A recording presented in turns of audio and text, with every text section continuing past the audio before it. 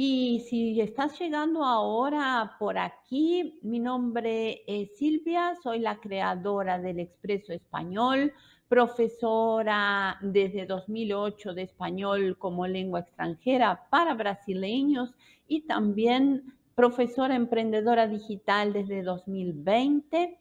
Y mi intención con este curso es ayudarte con los tiempos verbales del español desde el nivel A1, A2. Vamos a estar viendo en este curso específicamente conceptos básicos que yo considero importantes sobre el verbo y también los tiempos verbales simples y compuestos del modo indicativo.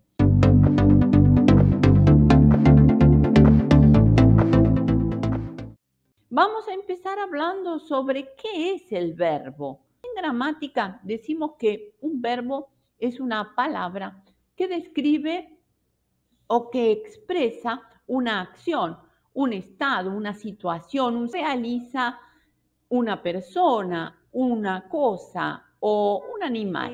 Presenta muchos cambios, muchas transformaciones.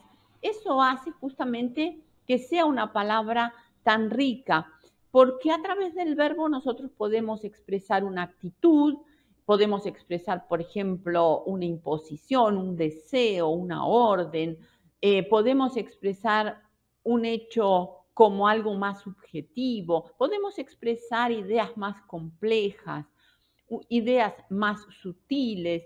Entonces, todo eso lo hacemos a través de esta palabra. Entonces, todos estos accidentes gramaticales, estos cambios, transformaciones que sufre el verbo, los observamos justamente en su terminación.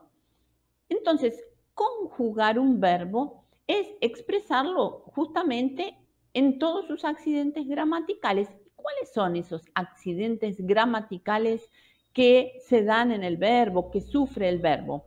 El primer accidente gramatical o la primera transformación que vamos a ver en el verbo es el modo verbal, que es la actitud con que se expresa el hablante.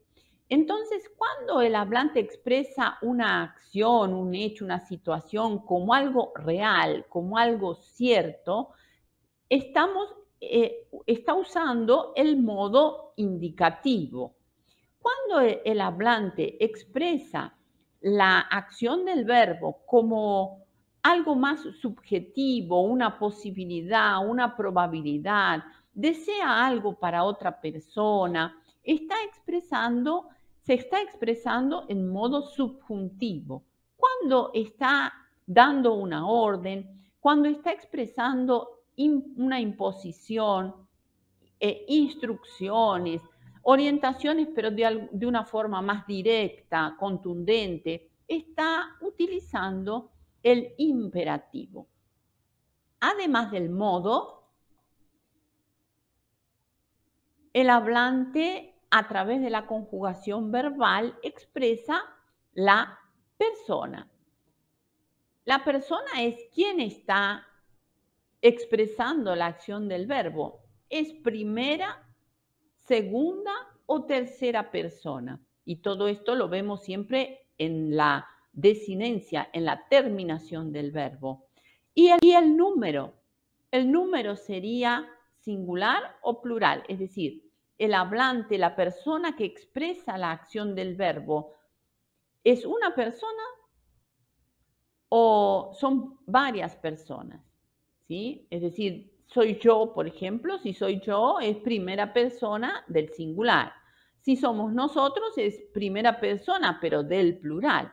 Es un grupo de personas donde yo estoy incluida. Y todo eso también se expresa en la conjugación verbal. Y algo muy importante, el tiempo verbal. Es decir, en qué momento, ¿sí?, el hablante expresa la acción del verbo. Es en el momento, en su momento actual. En el momento actual es presente. Fue en otro momento del pasado o la acción que expresa el verbo todavía no aconteció, va a acontecer. Y dentro de los tiempos verbales tenemos formas simples y formas compuestas. Las formas compuestas son las que llevan un verbo auxiliar, que, como vamos a ver más adelante, el auxiliar por excelencia de la lengua española, y obviamente no es el único verbo auxiliar, pero el auxiliar por excelencia es el verbo haber. Quiero revisar todo esto con un ejemplo.